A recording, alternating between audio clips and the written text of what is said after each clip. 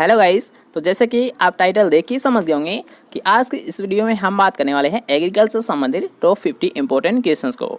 अब यहाँ पर याद रखिएगा, जो 50 यहाँ पर क्वेश्चंस रखे गए हैं वो आपके सभी टॉपिक्स को कवर करेंगे। और याद रखिएगा, जो क्वेश्चंस आने की संभावना है आपकी एग्जाम में, उन क्वेश्चंस को यहाँ पर रखा गया है। इसके साथ साथ याद रखिएगा कि जो भी नए स्टूडेंट है चैनल को सब्सक्राइब जरूर कर लीजिएगा, क्योंकि आपके इसके बाद में हम 3 मॉडल पेपर और सोल्व करेंगे।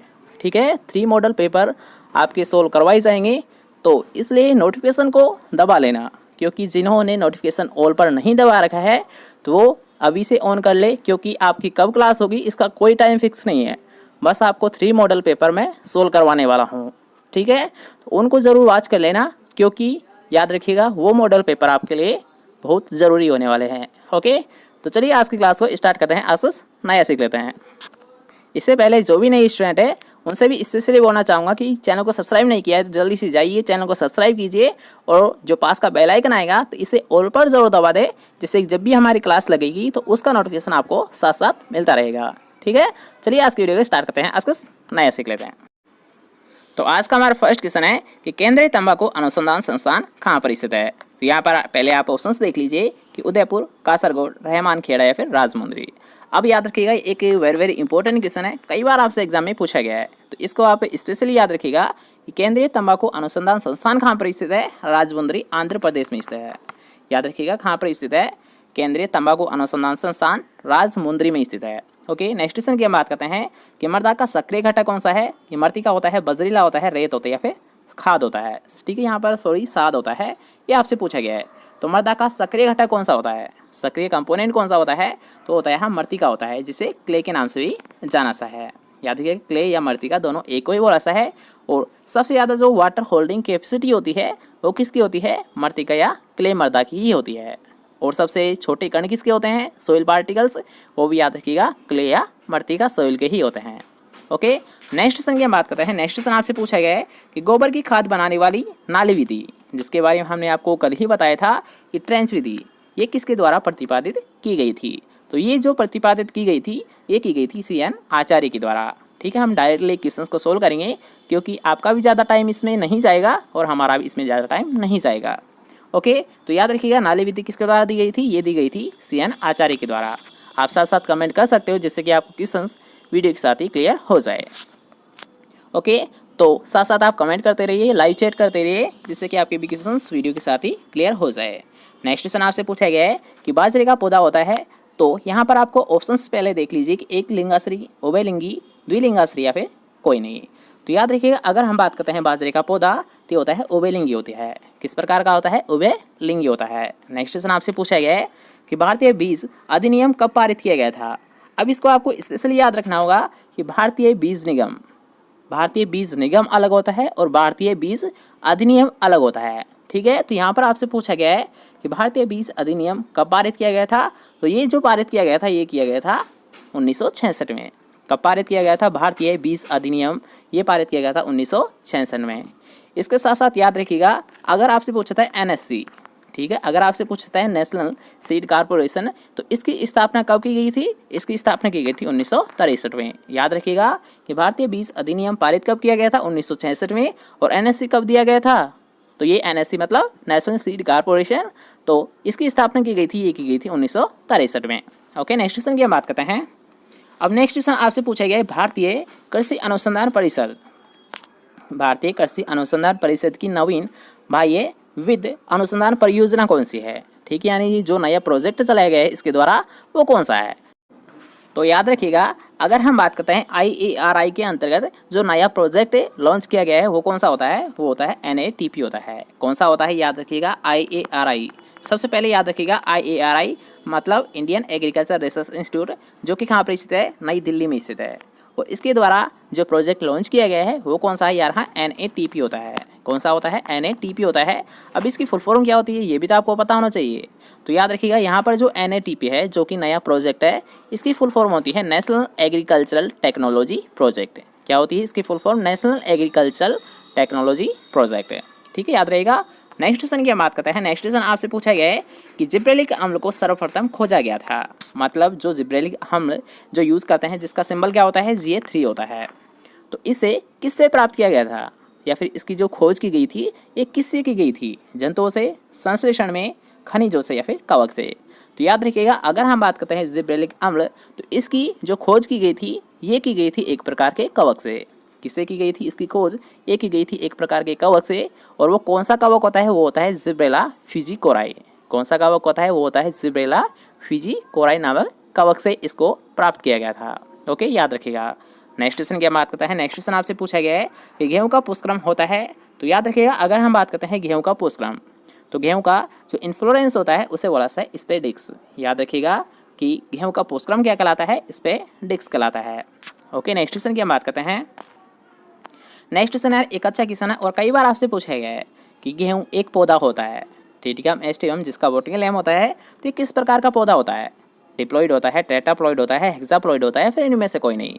तो याद रखिएगा, अगर आपसे पूछता है गेहूं, तो गेहूं क्या होता है, एक हेक्साप्लॉइड प्लांट होता है। किस प्रकार का होता है, सट यानी हेक्साप्लॉइड प्लांट होता है। याद रखिएगा, कई बार आपसे एग्जाम में पूछा गया है किस प्रकार का होता है गेहूं पौधा, ये होता है हेक्साप्लॉइड होता है। ठीक है, याद रखिएगा। और इसके साथ साथ अगर आपसे पूछता है इसमें जो गुणसूत्र होते हैं ये कितने होते हैं, ये होते हैं 42 होते हैं। कितने होते हैं, 42 इसमें गुणसूत्र पाए जाते हैं। ये भी क्वेश्चन आपसे एग्जाम में पूछा जाता है। इसके साथ साथ एक इसमें प्रोटीन पाई जाती है, वो कौन सी होती है, ग्लूटीन होती है। कौन सी प्रोटीन पाई जाती है, याद रखिएगा, गेहूं में यहाँ ग्लूटीन नामक प्रोटीन पाई जाती है। और इसी के कारण जो इसकी हम चपाती बनाते हैं, जो रोटियां बनाते हैं, वो अच्छी तरीके से सक जाती है, अच्छी तरीके से फूल जाती है। क्यों फूलती है, क्योंकि इसमें ग्लूटीन नामक प्रोटीन पाई जाती है। ठीक है, याद रखिएगा। नेक्स्ट क्वेश्चन की हम बात करेंगे, उससे पहले याद रखिएगा कि यहाँ पर जितने भी जो एक्स्ट्रा क्वेश्चंस आपको बताए जा रहे हैं उनको या तो आप नोट कर ले या फिर उनको याद कर लेना, क्योंकि याद रखना वो क्वेश्चंस यहाँ पर बताए जा रहे हैं एक्स्ट्रा में, जो कि आपसे लगातार एग्जाम में पूछे जाते हैं। ठीक है, और आपके लिए मोस्ट इंपॉर्टेंट रहेंगे। तो अगर हम बात करते हैं नेक्स्ट क्वेश्चन की, तो नेक्स्ट क्वेश्चन आपसे पूछा है बाजरा में परागण होता है, मतलब जो पॉलिनेशन होता है वो किस प्रकार का होता है बाजरे में, तो ये होता है पर परागण होता है। याद रखिएगा, अगर हम बात करते हैं बाजरा, तो इसमें जो पॉलिनेशन का टाइप होता है, जो परागण का टाइप होता है, प्रकार होता है, वो किस प्रकार का होता है, क्रॉस पॉलिनेशन होता है। किस प्रकार का होता है, क्रॉस पॉलिनेशन होता है। नेक्स्ट क्वेश्चन की बात करते हैं। नेक्स्ट क्वेश्चन एक वेरी इंपॉर्टेंट क्वेश्चन है कि रसारोहण के लिए कोहेसिव बल सिद्धांत प्रतिपादित किसके द्वारा किया गया था। याद रखिएगा, एक वेरी इंपॉर्टेंट क्वेश्चन है कि रसारोहण के लिए कोहेसिव बल सिद्धांत किसके द्वारा प्रतिपादित किया गया था। तो अगर हम बात करते हैं कोहेसिव सिद्धांत, तो ये दिया गया था डिक्सन व जोली के द्वारा। याद रखिएगा, एक सिलेक्टेड क्वेश्चन है कि कोहेसिव बल सिद्धांत किसके द्वारा दिया गया था, ये दिया गया था डिक्सन व जोली के द्वारा। ओके, नेक्स्ट क्वेश्चन की हम बात करते हैं। नेक्स्ट क्वेश्चन एक वेरी इंपॉर्टेंट क्वेश्चन है कि रसारोहण में ऊपर की ओर जल गति किसके द्वारा करता है, कैम्बियम के द्वारा, फ्लोएम के द्वारा, जाइलम के द्वारा, फिर अंतस त्वचा के द्वारा। तो आप सभी को पता है, अगर हम बात करते हैं जल गति, तो जल गति किससे होती है, ये होती है, याद रखिएगा, जाइलम से। और अगर हम बात करते हैं, मान लीजिए भोजन पदार्थों का जो स्थानांतरण होता है प्लांट में, ये किसके द्वारा होता है, किस टिश्यू के द्वारा होता है, ये होता है, याद रखिएगा, फ्लोएम के द्वारा। दोबारा से देख लीजिए कि अगर आपसे पूछा था जल गति, तो जल गति तो किसके द्वारा होती है, जाइलम के द्वारा होती है। अगर आपसे पूछा था पौधे में जो भोजन का ट्रांसफर होता है, जो खनिज पोषक तत्व का जो ट्रांसफर होता है, स्थानांतरण होता है एक जगह से दूसरी जगह, वो किस उत्तक की सहायता से होता है, वो होता है फ्लोएम उत्तक की सहायता से होता है। ठीक है, नेक्स्ट क्वेश्चन की ओर बढ़ता है। नेक्स्ट क्वेश्चन आपसे पूछा गया है कि अफीम में प्रमुख एल्कलॉइड कौन सा होता है। तो इसे भी आप याद रखिएगा, क्योंकि एक अच्छा क्वेश्चन है ये भी, और कई बार आपसे पूछा गया है कि अफीम में प्रमुख एल्कलॉइड कौन सा होता है। तो कौन सा होता है, याद रखिएगा, ये होता है मॉर्फिन होता है। कौन सा होता है, अफीम में प्रमुख एल्कलॉइड, ये होता है मॉर्फिन। और अगर आपसे पूछा था निकोटीन, तो निकोटीन किस में पाया है, तंबाकू में पाया है। याद रखिएगा, तंबाकू में कौन सा होता है एल्कलॉइड, ये होता है निकोटीन। अफीम में कौन सा होता है, मॉर्फिन होता है। और अगर हम बात करें निम्बिडीन, तो निम्बिडीन तो नाम से ही स्पष्ट होता है, ये होता है नीम में होता है। याद रखिएगा, अगर आपसे पूछता है तंबाकू का एल्कलॉइड, तो तंबाकू का कौन सा होता है, निकोटीन होता है। अगर आपसे पूछता है मॉर्फिन, तो मॉर्फिन किसका होता है, अफीम का प्रमुख एल्कलॉइड होता है। अगर आपसे पूछता है निम्बिडीन, तो निम्बिडीन किसका होता है, ये होता है नीम का प्रमुख एल्कलॉइड होता है। ओके, नेक्स्ट क्वेश्चन की हम बात करते हैं। नेक्स्ट क्वेश्चन आपसे पूछा गया है कि अफीम किस प्रकार का प्लांट होता है, किस प्रकार का पौधा होता है। तो यहाँ पर पहले आप ऑप्शन देख सकते हो कि अलंकृत पौधा, सुगंधित पौधा, औषधीय पौधा, या फिर इनमें से कोई नहीं। तो याद रखिएगा, जो अफीम होता है जिसका बॉटनिकल नेम क्या होता है, पेपरवर सोमनीफेरम, तो इसके कुछ मेडिसिनल यूज़ होते हैं। ठीक है, याद रखिएगा। जो इससे प्राप्त जो एल्कलॉइड होते हैं तो इनका कुछ मेडिसिनल यूज भी ऐसा है। मतलब ये किस प्रकार का पौधा होता है? ये होता है औषधीय प्लांट होता है। किस प्रकार का होता है? अफीम ये होता है औषधीय पौधा होता है। ठीक है, नेक्स्ट क्वेश्चन आपसे पूछा गया है राष्ट्रीय अंगूर अनुसंधान केंद्र कहाँ पर स्थित है? तो ये स्थित है यहाँ पुणे महाराष्ट्र में। याद रखिएगा, राष्ट्रीय अंगूर अनुसंधान केंद्र कहाँ पर स्थित है? पुणे महाराष्ट्र में स्थित है। नेक्स्ट क्वेश्चन की ओर बढ़ते हैं। नेक्स्ट क्वेश्चन आपसे पूछा गया है कि निम्न में से कौन सा तत्व पौधों के लिए आवश्यक नहीं होता है? ठीक है, यहाँ पर पूछा गया है पौधे के लिए आवश्यक नहीं होता है। तो यहाँ पर पहले आप सभी ऑप्शंस को देख लीजिए कि लोहा, मैंगनीज और सोडियम। तो लोहा और मैंगनीज याद रखिएगा पौधे को आवश्यक होते हैं, लेकिन अगर हम बात करते हैं सोडियम, तो सोडियम की पौधे को आवश्यकता नहीं होती है। तो राइट आंसर कौन सा है? सोडियम। ओके, नेक्स्ट क्वेश्चन की हम बात करते हैं। नेक्स्ट क्वेश्चन आपसे पूछा गया है कि पोषक मैग्नीशियम पायस है। तो यहाँ पर याद रखिए कुछ आपको अयस्क दे रखे हैं। ठीक है, यहाँ पर आपको कुछ अयस्क दे रखे हैं जो भी आपसे एग्जाम में पूछा गया है कि मैग्नीशियम किस में पाया जाता है? जिप्सम में, रॉक फास्फेट में, डोलोमाइट में या फिर डीएपी में। तो अब यहाँ पर याद रखिए ये क्वेश्चन है, ये दोनों टाइप से पूछा जा सकता है। फर्स्ट क्वेश्चन जैसे कि इसमें पूछा गया है कि मैग्नीशियम किस में पाया जाता है? तो डोलोमाइट में पाया जाता है। किस में पाया जाता है? डोलोमाइट में पाया जाता है। या फिर ये क्वेश्चन आपसे ऐसे पूछा जा सकता है कि जो मैग्नीशियम होता है, ये मैग्नीशियम का प्रमुख अयस्क कौन सा होता है? ठीक है, याद रखिएगा मैग्नीशियम का प्रमुख अयस्क कौन सा होता है? तो प्रमुख अयस्क कौन सा होता है? वो होता है डोलोमाइट होता है। कौन सा होता है प्रमुख अयस्क मैग्नीशियम का? वो होता है डोलोमाइट होता है। ओके, याद रखिएगा। नेक्स्ट क्वेश्चन आपसे पूछा गया है मक्के का मुख्य कीट निम्न में से अलग करे। मतलब मुख्य कीट आपको पहचाना है, किसका पहचाना है? मक्के का आपको पहचाना है। तो अब यहाँ पर याद रखिएगा इस क्वेश्चन से संबंधित मुख्य दो क्वेश्चन है। फर्स्ट क्वेश्चन है जैसे कि इसमें पूछा गया है मक्का का मुख्य कीट कौन सा होता है? तो मक्का का अगर आपसे पूछा जाता है तो कौन सा होता है मेजर इंसेक्ट मुख्य कीट? तो वो होता है, याद रखिएगा, तना छेदक होता है। कौन सा होता है? तना छेदक। और अगर आपसे यहाँ पर पूछा जाता है चना का, ठीक है, याद रखिएगा चना का अगर आपसे पूछा जाता है कि चना का मुख्य कीट कौन सा होता है, तब आपको क्या बताना है? यहाँ का पोड बोरर होता है। कौन सा होता है? पोड बोरर होता है, फली छेदक होता है। याद रखिएगा दोनों ही वेरी वेरी इंपॉर्टेंट क्वेश्चन है। दोनों ही आपसे एग्जाम में पूछे गए हैं कि चना का मुख्य कीट कौन सा होता है? पोड बोरर होता है, फली छेदक होता है। और अगर आपसे पूछता है मक्का का मुख्य कीट, तो ये होता है स्टेम बोरर होता है, तना छेदक होता है। ये क्या होता है? Stem borer. और चना का क्या होता है? पोड बोरर, मतलब फली भेदक होता है।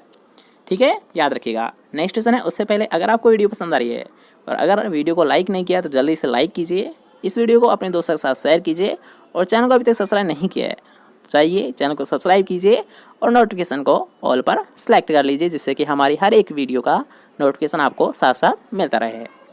ओके, नेक्स्ट क्वेश्चन की हम बात करेंगे। तो नेक्स्ट क्वेश्चन है एक वेरी वेरी इंपॉर्टेंट क्वेश्चन है। अब याद रखिए ये क्वेश्चन बार बार पूछा जा रहा है। जो रिसेंटली आपकी एग्जाम्स हो रही है उनमें ये क्वेश्चन आपको बार बार पूछा जा रहा है कि सोयाबीन के बीजों को बोने की गहराई क्या होती है? जो सीड डेप्थ रखी जाती है, बीज की गहराई वो कितनी रखी जाती है? तो अगर हम बात करते हैं सीड डेप्थ, तो ये रखी जाती है यहाँ 3 से 5 सेंटीमीटर। कितनी रखी जाती है? याद रखिएगा सोयाबीन के बीजों की बोने की गहराई मतलब सीड डेप्थ, तो ये रखी जाती है 3 से 5 सेंटीमीटर। ओके, याद रखिएगा। नेक्स्ट क्वेश्चन आपसे पूछा गया है फूल गोभी का वानस्पतिक नाम क्या होता है? तो अगर हम बात करते हैं फूल गोभी, एक होती है पत्ता गोभी, एक होती है फूल गोभी। तो पत्ता गोभी का तो क्या होता है? पत्ता गोभी का होता है, याद रखिएगा, Brassica oleracea variety KP Tata. याद रखिएगा अगर आपसे पूछता है पत्ता गोभी, तो पत्ता गोभी का तो क्या होता है? Brassica oleracea variety KP Tata होता है। और अगर आपसे पूछता है फूल गोभी, तो फूल गोभी का क्या होता है? ब्रेसिका ओलेरेसिया वेराइटी बोट्राइटिस होता है। यहाँ पर थोड़ा सा ध्यान दीजिएगा कि पत्ता गोभी का केपी टाटा होता है और फूल गोभी का क्या होता है? बोट्राइटिस होता है। क्या होता है? बोट्राइटिस। फूल गोभी का, पत्ता गोभी का क्या होता है? केपी टाटा होता है। ओके, दोनों क्वेश्चन कंप्लीट होता है। नेक्स्ट क्वेश्चन हम बात करेंगे। नेक्स्ट क्वेश्चन कई बार आपसे पूछा गया है, ठीक है, आपने देखा होगा हमने जो 500 मोस्ट इंपॉर्टेंट क्वेश्चन किए थे उनमें भी ये क्वेश्चन आपको बार बार देखने को मिला था। ठीक है, तो यहाँ पर आपसे पूछा है जेल मीटर परीक्षण किसके लिए किया है? तो याद रखिएगा जो जेल मीटर जो परीक्षण किया था ये किया है पेक्टिन की मात्रा को ज्ञात करने के लिए। किसके लिए किया है? याद रखिएगा जेल मीटर परीक्षण, तो ये किया है पेक्टिन की मात्रा को ज्ञात करने के लिए। ठीक है, नेक्स्ट क्वेश्चन की हम बात करेंगे। नेक्स्ट क्वेश्चन आपसे पूछा गया है कि राजस्थान में बेर की काट छांट के लिए उपयुक्त माह कौन सा होता है? तो हमने आपको बताया था कि बेर की जो काट छांट की जाती है, जो प्रूनिंग की जाती है, ये सबसे बेस्ट मंथ कौन सा होता है प्रूनिंग का? ये होता है, याद रखिएगा, अप्रैल से मई के मध्य। अगर हम बात करते हैं बेर, तो बेर की काट छांट का उपयुक्त समय कौन सा होता है? अप्रैल से मई के मध्य। तो अब यहाँ पर आप ऑप्शंस देख लीजिए कि मार्च, मई, अगस्त या फिर सितंबर। तो कौन सा है राइट आंसर? अप्रैल से मई के मध्य मतलब मई। राइट आंसर कौन सा है? B option is right answer. Next question आपसे पूछा है ज़ेट्रोपा, जिसे सफ़ेद अरंड के नाम से जाना जाता है और जिसका वानस्पतिक नाम क्या होता है, ज़ेट्रोपा कर्कस होता है। अब याद रखिए ज़ेट्रोपा को किस नाम से जाना जाता है, सफ़ेद अरंड के नाम से जाना जाता है। सेकंड क्वेश्चन इससे पूछा गया है कि इसका वानस्पतिक नाम क्या होता है, ज़ेट्रोपा कर्कस होता है। थर्ड क्वेश्चन इसमें बन रहा है कि ज़ेट्रोपा की फैमिली कौन सी होती है, यूर्फोबिएसी होती है। यहाँ पर याद रखिएगा सभी क्वेश्चन मोस्ट इंपॉर्टेंट है, सभी क्वेश्चन आपसे पूछे जा सकते हैं। ठीक है, हमने आपको इसके बारे में बताया भी था सुबह कि ज़ेट्रोपा को सेकंड किस नाम से जाना जाता है, सफ़ेद अरंड के नाम से जाना जाता है। इसका वानस्पतिक नाम क्या होता है, ज़ेट्रोपा कर्कस होता है। इसकी फैमिली कौन सी होती है, यूर्फोबिएसी होती है। और अगर हम बात करते हैं इसका जो प्रयोग किया जाता है वो किस रूप में किया जाता है, डीजल के रूप में इसका प्रयोग किया जाता है। ठीक है, सभी क्वेश्चंस कंप्लीट होते हैं। ज़ेट्रोपा जिसे सफ़ेद अरंड के नाम से जाना जाता है, इसका वानस्पतिक नाम क्या होता है, ज़ेट्रोपा कर्कस होता है। इसकी फैमिली कौन सी होती है, यूर्फोबिएसी होती है। और इसका प्रयोग कहाँ पर किया जाता है, डीजल के रूप में इसका प्रयोग किया जाता है। ओके, नेक्स्ट क्वेश्चन की बात करते हैं। नेक्स्ट क्वेश्चन आपसे पूछा गया है कि पपीते से पपेन निम्न भाग से निकाला जाता है। तो याद रखिएगा अगर हम बात करते हैं पपीता, तो पपीता का वानस्पतिक नाम क्या होता है, कैरी का पपाया होता है। ओके, और अगर हम बात करते हैं इसकी फैमिली, तो ये होती है कैरीकेसी। इसकी फैमिली कौन सी होती है, कैरीकेसी होती है। ठीक है, लेकिन अगर हम बात करते हैं पपेन, तो पपेन किस भाग से प्राप्त किया जाता है। ठीक है, तो पपेन जो प्राप्त किया जाता है, ये प्राप्त किया जाता है कच्चे फल से। पपीते का जो कच्चा फल होता है उससे क्या प्राप्त किया जाता है, पपेन प्राप्त किया जाता है। अब आप बोलोगे कि ये जो पपेन प्राप्त किया जाता है, तो ये इसका यूज़ कहाँ पर किया जाता है। तो याद रखिएगा जो पेट से संबंधित बीमारी, पेट या उदर से संबंधित जो बीमारी होती है, तो पेट या उदर से संबंधित बीमारी को कंट्रोल करने के लिए किसका प्रयोग किया जाता है, पपेन का प्रयोग किया जाता है। याद रखिएगा पपेन जो कि पपीते से प्राप्त किया जाता है और ये कच्चे फल से प्राप्त किया जाता है। याद रखिएगा दोनों ही क्वेश्चन आपसे पूछे गए हैं कि पपेन किस फल से प्राप्त किया जाता है, ये प्राप्त किया जाता है पपीते से प्राप्त किया जाता है। सेकंड क्वेश्चन है कि किस प्लांट पार्ट से प्राप्त किया जाता है, पपीते के कच्चे फल से प्राप्त किया जाता है। थर्ड क्वेश्चन इससे बनता है कि इसका प्रयोग कहाँ पर किया जाता है, तो इसका प्रयोग किया जाता है पेट या उदर से संबंधित जो रोग होते हैं इनके निदान करने के लिए इसका प्रयोग किया जाता है। ठीक है, सभी क्वेश्चन याद रहेंगे। नेक्स्ट क्वेश्चन की हम बात करते हैं। नेक्स्ट क्वेश्चन एक अच्छा क्वेश्चन है कि आम का काला सिरा मतलब ब्लैक टिप ऑफ मैंगो किसके द्वारा होता है। तो ये क्वेश्चन तो आपने लगभग पढ़ रखा होगा सभी ने, लेकिन ये अच्छा क्वेश्चन है। ठीक है, ये भी आपसे पूछा जा सकता है। तो याद रखिएगा अगर हम बात करते हैं आम का काला सिरा रोग, तो किसके कारण होता है, ये होता है ईंट के भट्टों से निकलने वाली गैस। और वो कौन सी गैस होती है, सल्फर डाइऑक्साइड गैस होती है। याद रखिएगा ईंट की भट्टों से निकलने वाली सल्फर डाइऑक्साइड गैस के कारण क्या होता है, ब्लैक टिप ऑफ मैंगो होता है। ठीक है, ये क्वेश्चन तो आपने सभी ने सुन रखा है, लेकिन क्या आपने ये सुना है कि किस पोषक तत्व के कारण होता है ये ब्लैक टिप रोग। तो याद रखिएगा अगर आपको ये ऑप्शन में मिलता है तो ये तो आपका राइट आंसर है, लेकिन अगर आपसे पूछता है किस पोषक तत्व की कमी से होता है, तो ये होता है बोरोन तत्व की कमी से होता है। ब्लैक टिप ऑफ मैंगो याद रखिएगा बोरोन तत्व की कमी से भी होता है। ठीक है, इसका जो मेजर प्रॉब्लम है वो तो क्या होती है, ईंट के भट्टों से निकलने वाली सल्फर डाइऑक्साइड गैस, लेकिन इसके साथ साथ ये किस तत्व से होता है, बोरोन तत्व की कमी से भी होता है। ओके, इसका भी आपको विशेष याद रखना है। नेक्स्ट क्वेश्चन की हम बात करेंगे। नेक्स्ट क्वेश्चन आपसे पूछा गया फूल प्रारंभ फलों के पेड़ों में अनुकूलन होता है। याद रखिएगा कि पेड़ों में फलों का अनुकूलन होता है, मतलब अनुकूल का मतलब होता है यानी उनमें अच्छी बनी रहे, निरंतरता बनी रहे, लेकिन उसके लिए क्या आवश्यक होता है ये आपसे क्वेश्चन में पूछा गया है। तो याद रखिएगा फूलों की नियमितता बनी रहे, अनुकूलन बना रहे, तो इसके लिए याद रखिएगा उचित CN अनुपात होना चाहिए। याद रखिएगा कि मान लीजिए फल अच्छे लगेंगे, ठीक है, यानी फूल सबसे पहले लगेंगे, उसके बाद में क्या लगेंगे, फल लगेंगे, तो इन दोनों की नियमितता बनी रहे, इसके लिए क्या होना चाहिए, CN रेशियो का जो अच्छा है ये अनुपात सही होना चाहिए। ठीक है, नेक्स्ट क्वेश्चन की हम बात करते हैं। नेक्स्ट क्वेश्चन आपसे पूछा गया है चट्टान उद्यान एक आवश्यक लक्षण है। मान लीजिए यानी चट्टान उद्यान, ठीक है, आपको विशेष कैरेक्टर आपने देखे होंगे जब आपने गार्डन्स के टाइप पढ़े होंगे, तो आपने मुख्य उनके कैरेक्टर पढ़े होंगे, तो उन्हीं में से एक यहाँ पर आपसे पूछा गया है कि जो चट्टान उद्यान जो विशेषता ये किस प्रकार के उद्यान की है, जापानीज की, इंग्लिश की, मुगल की या फिर गृह उद्यान की। तो अगर हम बात करते हैं चट्टान उद्यान, तो किस प्रकार के उद्यानों का एक आवश्यक लक्षण होता है, ये होता है याद रखिएगा जापानी जो उद्यान होता है इसका एक मुख्य कैरेक्टर होता है, वो क्या होता है, उद्यान्स या रॉक्स। ओके, नेक्स्ट क्वेश्चन की हम बात करेंगे। तो नेक्स्ट क्वेश्चन आपसे पूछा गया है कि भारतीय कृषि अनुसंधान परिषद मतलब ICAR का प्रथम महानिदेशक कौन था। तो याद रखिए अगर हम बात करते हैं ICAR का प्रथम महानिदेशक मतलब DG, याद रखिएगा डायरेक्टर जनरल। ठीक है, ये भी क्वेश्चन आपसे कई बार पूछा गया है। यहाँ तक कि आपकी जो कॉम्पिटिटिव एग्जाम है उनमें भी ये क्वेश्चन आपसे पूछा गया है। तो कौन सा होता है, याद रखिएगा ICAR का प्रथम DG तो वो थे डॉक्टर BP पाल। कौन थे, याद रखिएगा डॉक्टर BP पाल। नेक्स्ट क्वेश्चन की बात करते हैं कि भारतीय शाकभाजी अनुसंधान संस्थान कहाँ पर स्थित है। तो ये क्वेश्चन आपको सुबह ही क्लियर करवाया गया था कि इंडियन वेजिटेबल रिसर्च इंस्टीट्यूट कहाँ पर स्थित है, IVRI, ये स्थित है वाराणसी उत्तर प्रदेश में स्थित है। भारतीय शाकभाजी अनुसंधान संस्थान कहाँ पर स्थित है, वाराणसी उत्तर प्रदेश में स्थित है। ओके, नेक्स्ट क्वेश्चन की बात करते हैं कि अमरूद की अत्यधिक प्रसिद्ध किस्म कौन सी है। तो यहाँ पर पहले आप ऑप्शंस देख लीजिए, राजामुन, चमन, दिलकुश या फिर इलाहाबाद सफेदा। तो कौन सी है आप सभी को पता चल गया होगा ऑप्शन देखते ही। तो याद रखिए अत्यधिक प्रसिद्ध मतलब मोस्ट पॉपुलर किस्म कौन सी होती है अमरूद की, तो होती है इलाहाबाद सफेदा होती है। याद रखिएगा अमरूद की एक मोस्ट पॉपुलर वेराइटी है और वो कौन सी होती है, इलाहाबाद सफेदा होती है। ठीक है, नेक्स्ट क्वेश्चन की हम बात करेंगे। नेक्स्ट क्वेश्चन आपसे पूछा गया है कि आम के सघन रोपण हेतु उपयुक्त किस्म कौन सी होती है। तो ये क्वेश्चन भी आपको बताया गया था कि सघन रोपण मतलब सबसे ज़्यादा जो घनत्व होता है, पौध घनत्व, ये किस प्रजाति का होता है, किस वेराइटी का होता है, ये होता है आम्रपाली का होता है। क्यों होता है, इसका रीज़न भी आपको बताया गया था, क्योंकि इसमें जो डिस्टेंस रखी जाती है ये रखी जाती है 2.5 इंटू 2.5 मीटर की रखी जाती है।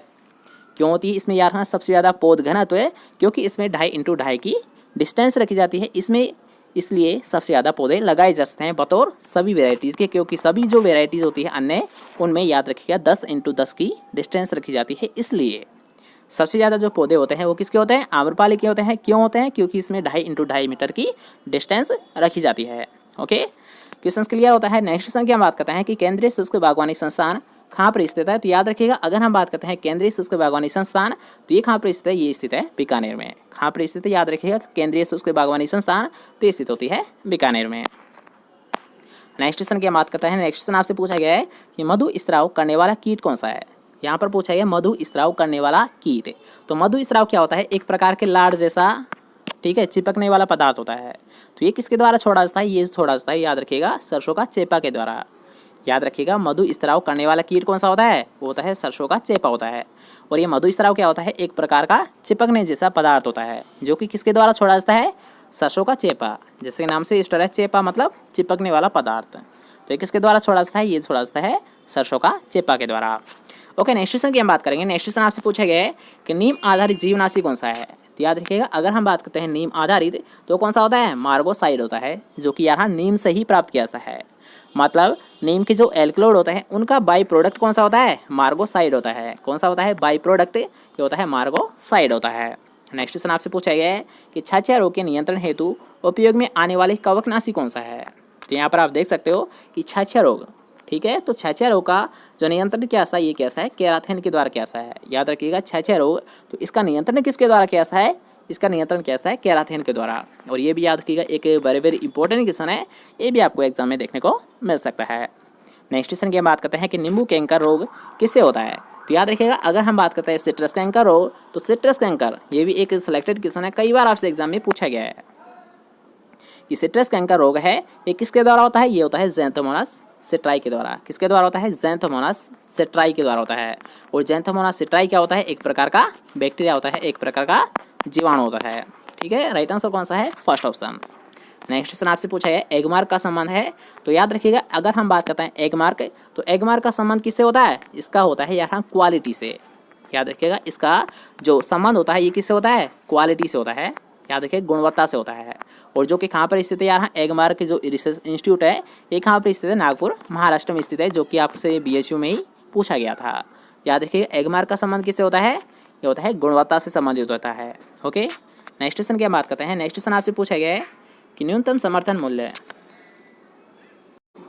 तो इसका यहाँ पर आप पहले ऑप्शंस देख लीजिए कि फसल कटाई से पहले, फसल कटाई के बाद, फसल बुआई से पहले या फिर किसी भी समय।